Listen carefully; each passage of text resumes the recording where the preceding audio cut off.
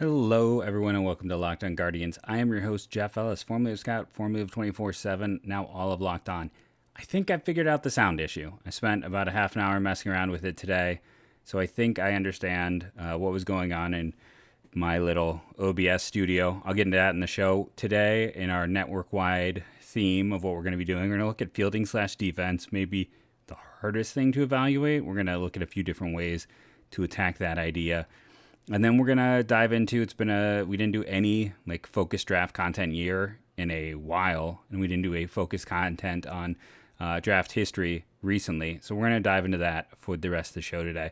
Always a fun time. Remember the last time I did one of these, we found out that the Indians draft compensation has been very bad for the Cleveland Indians/Guardians. And when they lost a pick to sign a 41-year-old Roberto Hernandez, that pick, the Mets took local product Scott Movell out of St. Ed's, who was squeezed between Giancarlo Stanton and Freddie Freeman. So you're going to find some more great information like that and even more in a moment.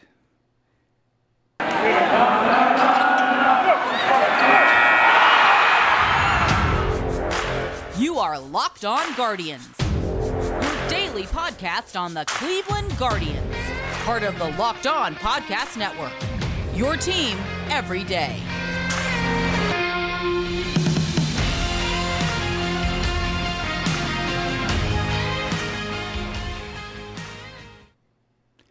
And we're back, and I want to thank you for making Locked On Guardians your first listen today and every day, at least 3 days a week, I should say, where we have podcasts, wherever you get them, apps, streaming, whatever, you will find Locked On Guardians there in your feed to provide information about the Guardians and often of late, college baseball in the draft, because that was my first love. Well, technically not my first love. It was my first national gig, I should say, when I was the lead prospect analyst / MLB draft writer for Scouting in 24/7.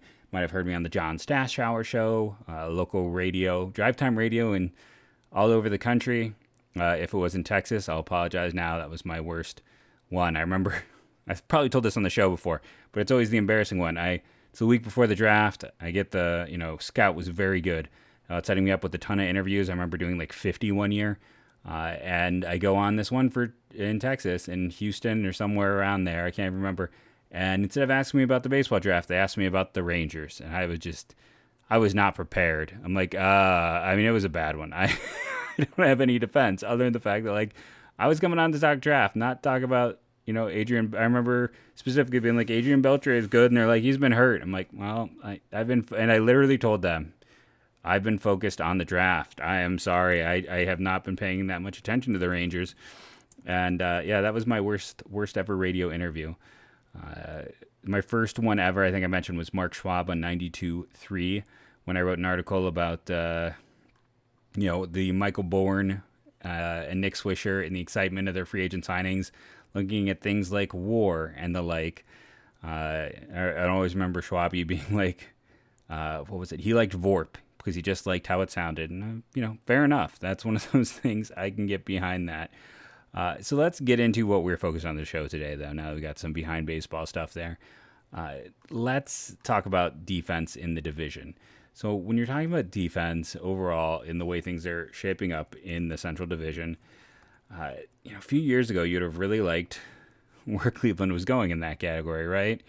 When you looked at their up the middle and you consider, adding Miles Straw is definitely an improvement. Don't get me wrong, but Ahmed Rosario, if he's your shortstop, that's a pretty significant drop from recent years. Jose Ramirez is actually getting better every year at the position.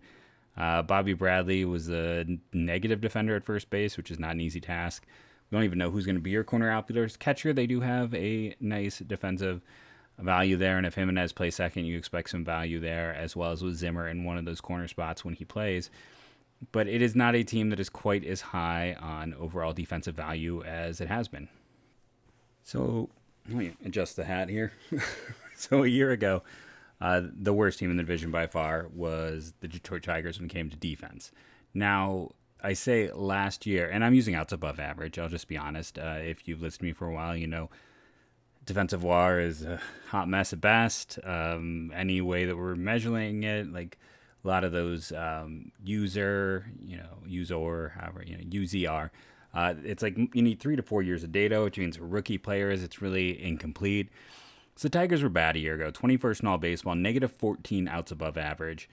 And, for those who don't know, outs above average it sits there and just says, like, an average player would get to this ball. Are you getting there or not? Using, the metrics in play. The dangers of recording down here. I think everything's a little quieter, so I apologize for that weird break. But the Tigers, they were an awful team. Willie Castro at shortstop was worth negative. They had an overall negative 11 value at shortstop by outs above average. So when you're going from that to Javi Baez, who in a down year was worth, last year he was worth a 3. The year before that, he'd been a 10. He was worth in 2019 32 runs. Like, that was amazing. That's unlike anything else. But he's been, a 7, an 11, a 14.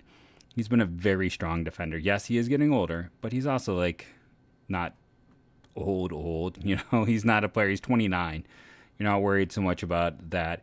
He is still a elite defender. And you're talking about just that upgrade alone, going from a negative 11 to, let's say, a 4, which is, I believe, what Javi was last year in a down year, if you can keep it up. He was a 3. So if you go, still, it's a 14-run improvement. If you go from a negative 13 to, what did I say, a 4 from a negative 11, that's 15 runs. So you go to a +2. That would take them, again, they were 21st in baseball. A 2 would take them up to 15th. That would put them past the White Sox, by the way, who were currently 15th. So just adding Baez is a huge jump. Tucker Barnhart's an improvement at catcher. Now, outs above average does not count catcher because they're not in as many things. You'd have to look at framing and things like that for their overall impact. But I think, basically, this is my long way of saying, the Detroit Tigers are not the worst anymore. We'll see how they balance everything else out. Eric Haas was really strong a year ago. They're really going to glue him to the bench. Can't make him a DH because he's still got Miggy. Is he going to play like left? Akil Baddoo is a great athlete. Can he maybe move to center? I thought he was going to play center when he was drafted all those years ago. Maybe. We'll see what happens. But the Tigers are improving. Unfortunately for the White Sox, one could make a case. I don't know if I necessarily want to say that they're getting worse, but you look at where they were a year ago, and then you consider that the only real change to this roster when you're looking at the Tigers is second base, where Cesar Hernandez was solid. He wasn't necessarily great, but he was solid for them. Moving over to Lierre Garcia, who's been, a solid defender in his own right. I don't necessarily think it's a huge loss. It's probably a lateral move overall. And I know what you're thinking. Well, they had so many injuries a year ago in Chicago. Just getting everyone healthy will be a big improvement. Well, not really, right? Like, they could be even worse. Yes, having Luis Rivera out there full-time in center field is going to be better than, like, Adam Engel. And they had Billy Hamilton, who's a strong defender in his own right. That's basically, that and speed are his only advanced skills. But you're also, Eli Jimenez is playing a lot more, and he's a DH playing outfield. They could be worse, is basically a long way of saying. So the White Sox might have been the top of the division in the first two categories. When it comes to defensive fielding, they're clearly 5th. 4th is the Detroit Tigers. We are going to take our first break, come back, and talk about the top 3. Football might be over for this season. Though, what a fun week the Combine was. Basketball is in full steam for both pro and college hoops. For all the latest odds, totals, player performance, props, to find the next fired coach is going to land, BetOnline.net is the number one spot for all your sports betting needs. BetOnline remains the best spot for all of your sports scores, podcasts, and news this season. And it's not just basketball. BetOnline is your source for hockey, boxing, and UFC odds, right to Olympic coverage and information. Head to the website today or use your mobile device to learn more about the trends in action. BetOnline, where the game starts. Okay, let's talk top 3. Right, let's get into it. So, we already talked about the bottom 2 and why those particular teams were at the bottom. When you're looking actually at defensive rankings over in StatCast, nope, in Baseball Savant. Okay, so going back into the Twins here, I apologize again for the start and stops as I try to deal with sounds. The Twins, you could have a case for them being much worse than they're rated. They overall had 6 outs above average at shortstop, and that's because Andrelton Simmons missed a lot of time. He was worth 15 outs above average. So when he wasn't there, their net position was a -9. That's how bad they were at shortstop. And that's the guys who are going to be handling the position this year. The Twins defensively are rough. If you wanted to put them closer to the bottom, they're definitely closer to the bottom two in the top. And one could make a case with the addition of Javi Baez that maybe the Twins should be even lower. Overall, last year, in terms of outs above average, they were 13th with a net 4. And again, you take out just the 15 of letting Simmons go, that would take them to a -11, which would put them at 19th between the Marlins and the Dodgers. If you wanted to list them 5th, I could see it. If you wanted to list them 4th, I could see it. 3rd, where I put them, I could see it, obviously, because I put them there. But you're also hoping for, like, full season with Buxton, Kepler, some health stuff, guys just being in a position and playing it every day. They're going to be worse than they were a year ago, but I don't know if I trust the Twins, and I definitely don't trust what the White Sox have overall at that position to make me shift anyone else upwards. Then you got your big two. The Indians, or Guardians, I should say, still getting used to it. The Guardians and the Royals. The Royals were 6th last year. The Guardians were 8th. So in spite of some of the concerns I had, they were still a strong defensive team. When you look overall at the Royals, their weakest position was third base and right field. Those were both very negative positions for them a year ago on these ranks. And I know Roster Resources has Bobby Witt Jr. starting the year at third base. I still don't see it. I still think, teams are going to mess unless something comes in the CBA, and who knows at this point what's going to come with the CBA, to prevent a team from worrying about something like Super 2 and service time. I just can't see that happening. This would also lead to Carlos Santana being a bench bat for them. I don't think he'd be happy about that. And I mean, he's better than Hunter Dozier as a first base. Hunter Dozier doesn't bring anything to the game, in spite of the comments made by Harold Reynolds on his draft night. Those are high comedy if you want to go find them. But, Mondesi is a solid defensive shortstop. Of course, Nicky Lopez was actually a really good defensive shortstop by outs above average. If you just move one of them to third temporarily, I think this is probably the top lineup. Carlos Santana is a good defender at first as well. They don't really have a lot of weakness. Like I said, third base, healthy Mondesi at short, Nicky Lopez at third. That would be a really big improvement. Right field, you've got Kyle Isbel, I should say, who should be average-ish, full-time there. I think they're going to be the number one team. I think that overall I trust what they have a little bit more than Cleveland. Now we look at Cleveland, right field and third base. Well, it's weird, the third base, outs above average was their negative areas. I guess it was just not as high on Jose as some of the other barometers were. I think Ahmed Rosario is, when I look at these two teams, the biggest potential net negative performer at a valuable position. That's just how I view it. That's why I put the Guardians at 2. They still have, some very good pieces. Adding Miles Straw was a huge improvement in center field. Bradley Zimmer, when he plays, is a very strong defender. Hopefully he's not playing every day, but still, he brings value there. And you're hoping that someone like Steve Kwan will actually be an above average to plus defender playing in left. Maybe they move on from Bobby Bradley, and that would be an improvement at first base defensively. And if they trade Ahmed Rosario, to a shortstop-needy team at some point, when you shift Jimenez or Arias there, a huge upgrade. All of a sudden, if some of what I talked about here happens, they might be the top team in terms of defense. They're at least in the conversation. But as of right now, Kansas City, Indians, big cutoff. Twins, Tigers, White Sox. That is essentially how I see it. There's a top 2 and then everyone else.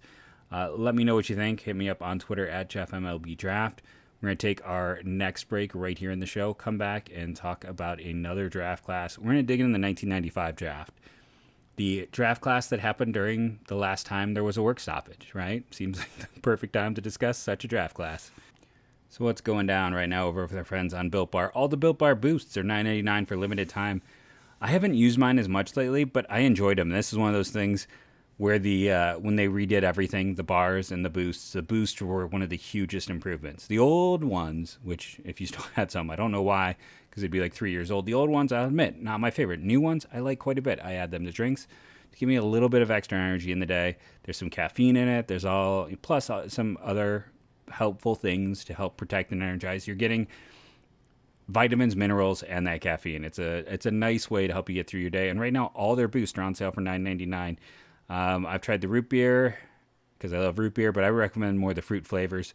And right now, again, I'm going to tell you the mixed flavored puffs mix box. That is the thing I look at this site that I am most tempted to order. If I hadn't literally just ordered 3 boxes of bars, I would be jumping in and doing that order right now using the promo code LOCKED15 to save 15%. I buy this product, I use this product, and I use that promo code to save money, and you should too. It is BuiltBar.com, A+ in my health food app, A+ in my stomach, promo code LOCKED15. Let's go to Rock Auto right now. I need a new windshield wiper. Let's go see how quick and easy this is, even though I am the worst person for cars. I go to the Rock Auto site, all the parts your car will ever need, promotions and rebates in the corner.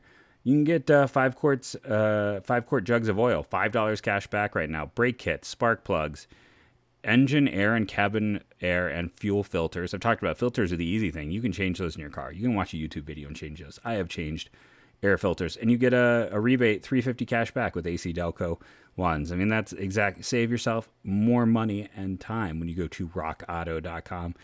So I come over the side here. I scroll down through the convenient, and I'm like, okay, let's find the Ford. FOR. There we go. It's in dark because it's a big company. My car is a 2016. And let's find my Fusion.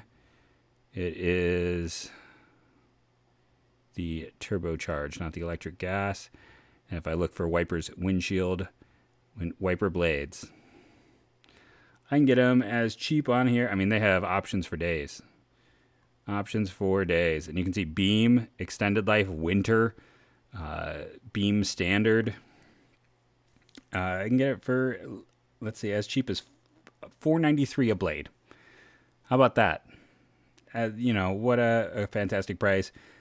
Pop these right on. I'm going to be placing an order soon. And then they even have these little hearts to let people know what they sell the most often. So maybe I should spend an extra $1 and get the Trico instead of the Hello or the Hella, because that's what people who come here buy. So you have that additional information at your fingertips at rockauto.com. Check it out for yourself. And in the little How'd You Hear About Us box, make sure to write Locked On. So the 1995 draft, one that happened due to a work stoppage, is a crazy draft. Let's just get into it right off the top. It starts with Darren Erstad, who I felt like he was always a bit of a disappointment. I could be wrong in this.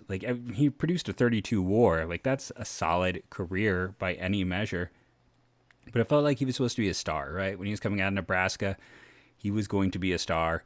His first year in the big leagues, I mean, he finished 6th in the Rookie of the Year, only 57 games, okay numbers. And here's the thing, at his peak, from 23 through 26, he had OPSs of 800 to 900 most years. 1 year in there, a 683, but most years he was just a 700. Health was an issue for him for a lot of it. It's kind of interesting. He must have been worth a ton defensively. 10.8 of his career WAR, 18.2 offensively, but he had a lot of down years. But he was a pretty big name prospect. And the number 2 draft prospect across the board, I remember the hype on Ben Davis, the catcher from Malvern Prep, who just produced Lonnie White last year. That was did Lonnie White sign with anyone? Did he end up? I think he did. He was going to Penn State for baseball and for football. He was a two-way. Went to the Pirates, right? He was part of their big haul from signing Henry Davis. Which, if you listen to the show, I explained why I agreed with all of that. Jose Cruz, they just call him Jose Cruz, even though he's Jose Cruz Jr. I mean, he ended up at 19.6 WAR. Kerry Wood, for all of his issues, 27.6. Ariel Prieto, the 3.2. He was another guy who was kind of a big name. Jamie Jones is the only player in this top 10 who did not get to the big leagues. He was a high school outfielder. He got to AAA. He got close. Average production in the minors. Didn't do quite enough bouncing through. Number 8, you got Todd Helton. And the crazy thing is he's actually was relatively cheap to sign out of the University of Tennessee. He was also, the backup quarterback But he only got 892,000. Everyone else was a million plus. The only other player in the top 10 who didn't get a million plus, by the way, was Jeff Jenkins, who was also highly productive at the University of Southern California. He got 911,000. So Todd Helton was the cheapest player to sign in the top 10. Clearly the top player in the top 10 in terms of value. You can go down a little bit further. Matt Morris, the starting pitcher, went 12th to the Cardinals. He had a productive career. Mark Redman, the left-handed pitcher. And Matt Morris, another Seton. Seton Hall has had some pitchers through the years. I remember Mark Redman is that lefty I always thought was going to be more than he was. And the best player in the class is Roy Halladay, who was out of, Arvada West High School in Arvada, Colorado. I don't know if I've ever seen that program before. But man, what a miss. It's not a miss by Colorado. They took a borderline Hall of Fame talent, but just one of those unfortunates. They couldn't have gotten both of them. But that is your top producer. I was trying to see who else. I mean, Michael Barrett played 1,000 games in the big leagues, even if he had a WAR of 2.7, and that's one of the highest amounts in this entire first round. What did the Indians do that year? Well, if you're curious, before I get into that, in terms of players from Arvada West, Tag Bozid, I remember. That's a name that jumps to mind. Yeah, most of it. Brad Mulvaney is the name that jumps to mind. But yeah, that's about it. So your Indians/Guardians that year in the first round took, with pick 25, because they were doing quite well that year. I'm sorry, 23. David Miller out of Clemson University. Now I was kind of curious to go look this up.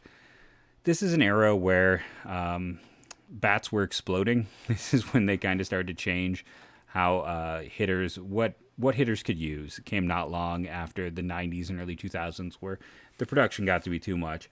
But I understand why you take a chance to a degree on David Miller. First base only prospect who hit 9 home runs is going to be concerning for me. Now, the other side is he did hit 380 with a 467 on base, a 610 slugging. He walked more than he struck out, walked nearly 14% of the time. He did have 14 doubles, 10 triples, and 9 home runs. So he was an extra base machine. It just the power wasn't there. And unfortunately, that was kind of the continuation for him. 9 home runs in 68 games was the highest home run total he ever had progressing through the minors. He had 9 home runs in 115 games in 1998 for Buffalo. And he just wasn't a strong enough hitter. He was a 260 hitter in the minors as opposed to well over 300 in his NCAA years. He had non-base percentage over 400. In college, it was 333. And the slugging was 385. Like, he did have okay doubles, but this is exactly why you don't draft first baseman. This is why I tend to avoid that position in general.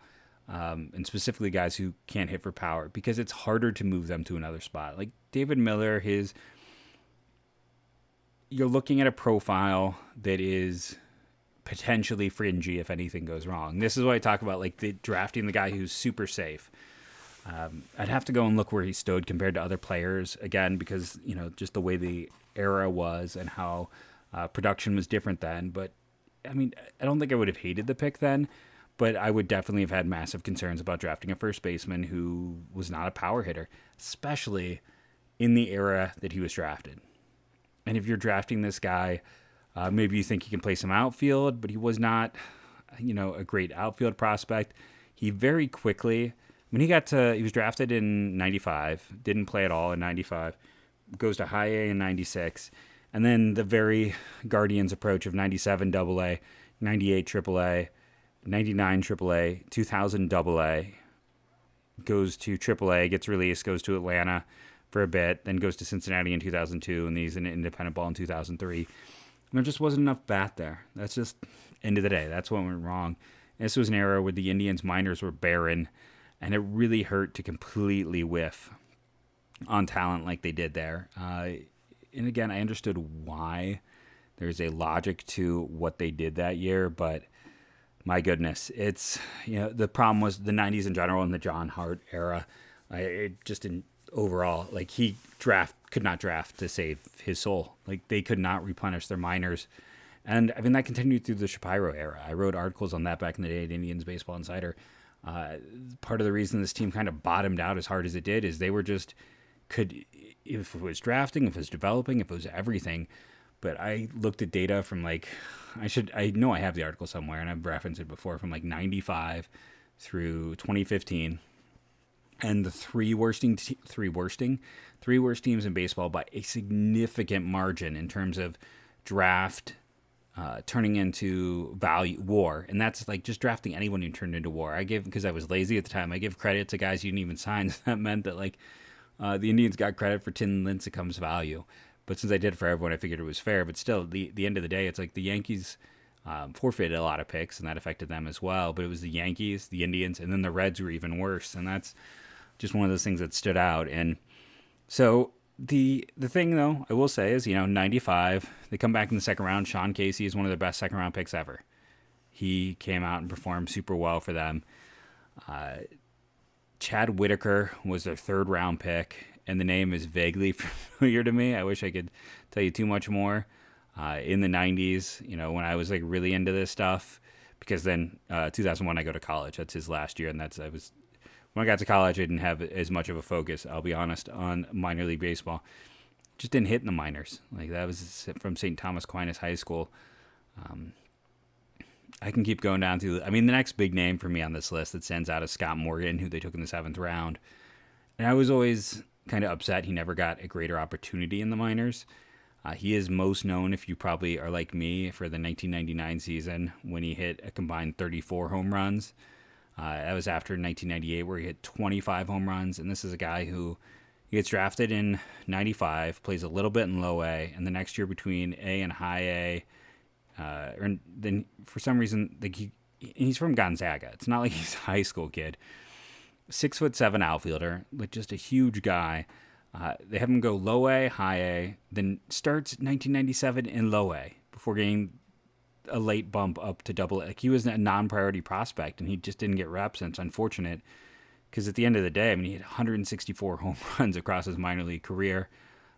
Was very much slow played through the minors. Even that year where he hit the 1999, he hits 34 home runs. He's already 25 years of age. He gets to do a partial season in Buffalo, and across his minor league career, what are his numbers in 972 games? 276 batting average, 351 on base, 494 slugging. He walked a lot as well. Scott Morgan got hosed. There's no other way around it. I understand that 2000 would have been a decent opportunity for him. He ends up in Anaheim. I think Cleveland let him go. I don't think that was a trade. I believe he was released at age 26. But at age 25, 274 batting average across 2 levels, 34 home runs. He walked 56 times, 348 on base, 548 slugging.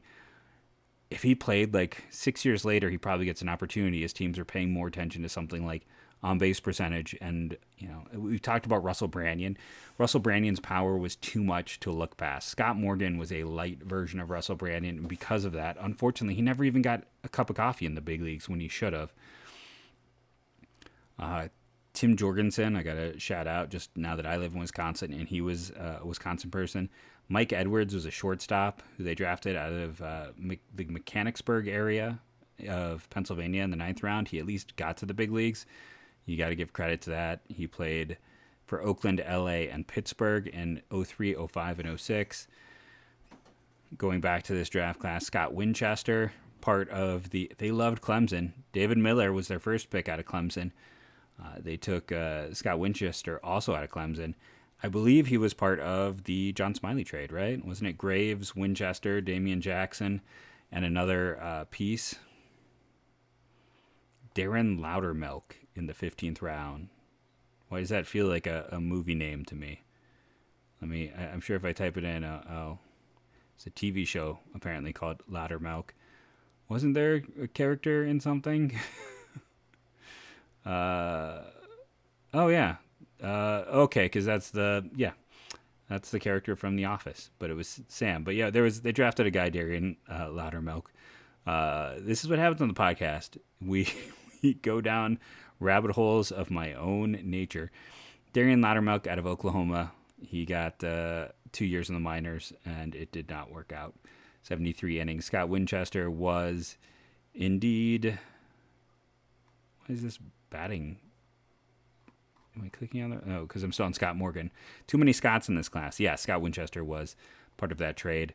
As I do a quick look over there. Other signees to make it to the big leagues. Mark Budzinski, who was taken in the 21st round out of the University of Richmond. Mike Glavin, a first baseman, who was taken out of Northeastern University in the 22nd round. Jason Rakers. I remember, does everyone else remember when he was like going to be a potential back-end starter at New Mexico State University in the 25th round? Like, he was at one point in time, and I laugh because this is how bad the minors were. I believe he was like the top pitching prospect in the minors, or just about there, like him and Willie Martinez. I should go look up like what happened to Willie Martinez. But it's like Rakers and Martinez were 1 and 2 at one point in time. Jamie Brown didn't sign, 34th round pick who would go on to make it to the big leagues. Randy Kiesler did not sign, a 40th rounder who would make it to the big leagues. And Cody Ransom did not sign, a 43rd rounder who would later on make it to the big leagues. 55 rounds they went. This is back when you kept drafting until you said stop. Tony Fleetwood was the last player to sign in the 51st round out of Oklahoma State University, which is also where Darren Loudermilk was from. They were definitely tackling some similar spots, going back to the well, as it were. I mean, in the 30th and 31st round, they took a pair of University of Miami guys back-to-back, Jason Adage and Ricky Gonzalez, neither who made to the big leagues. But overall, I mean, it's not a great class. You look at where they were picking, and in that first round, it's like, okay, so if they don't take David Miller, your best outcome is Michael Barrett, Jeff Leafer, who like had a nice high point at one point in time as a starter, but ended up with a negative WAR. I mean, I guess Jared Washburn's probably the guy you want, or Carlos Beltran, who did go in the second round. Marlon Anderson, Mark Bellhorn, those are some second round picks. Second round one could, Sean Casey was a strong second round pick. Brett Tomko, also in the second round. So there was a lot of good players in the second round. You probably want to keep Casey, but man, imagine getting Beltran in place of David Miller. Randy Wynn, Ryan Dempster, Bronson Arroyo, J.J. Putz, the reliever. There was value to be found, if we're going to be fair. Adam Everett didn't sign, but was a pick. Russ Ortiz, who stuck around for a while. But, yeah, I mean, the Guardians were just not... Getting a Sean Casey in a draft class during this era is a coup. That's just the truth of it. Overall, this was probably one of their more successful drafts of the mid to late 90s. Brian Schneider and Jason LaRue, a pair of serviceable backup catchers. Doug Mankiewicz in the 5th. Just keep going through, throwing some of the fun names. Joe Nathan in the 6th, so we got another good closer. How about the 7th round? 7th round only has negative WAR. Entire round. Ryan Miner, who did not sign, had the most games played. Everyone else was a cup of coffee. 8th round gives you A.J. Burnett and Ray King and Craig Monroe. So a solid reliever. King signed.